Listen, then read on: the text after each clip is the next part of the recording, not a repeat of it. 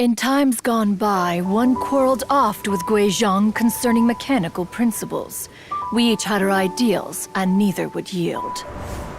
Under the pretext of a social gathering, one invited the impartial Rex Lapis to judge the quality of our creations.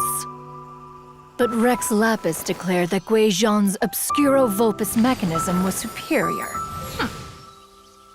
Though one was too proud to acknowledge it, in one's heart, one knew that Guizhong was indeed the superior talent in the mechanical arts.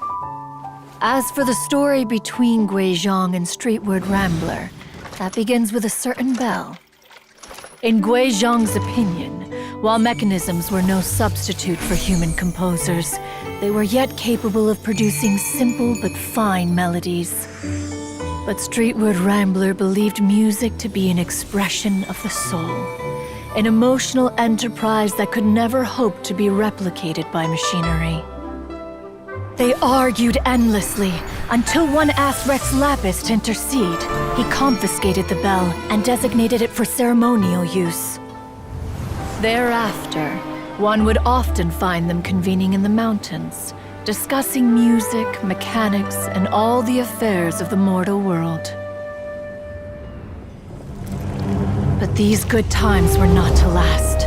War broke out between the gods, and soon engulfed the Guili plains. Guizhong was overpowered by the enemy, and fell in battle.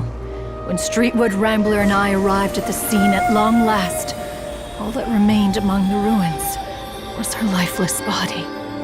After this, at Streetwood Rambler's request, Rex Lapis granted her the cleansing bell for safekeeping. To honor our friend's memory, one made a few finishing touches to her ballistic device. Many lantern rites have passed since then. Many greetings and goodbyes.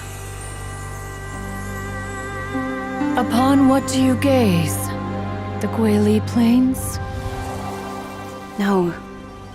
It's everything.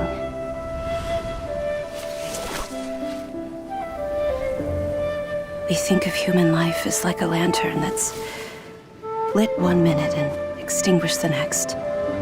But are we Adepti so different? Perhaps as dust settles after a storm, we too must one day return to the world below.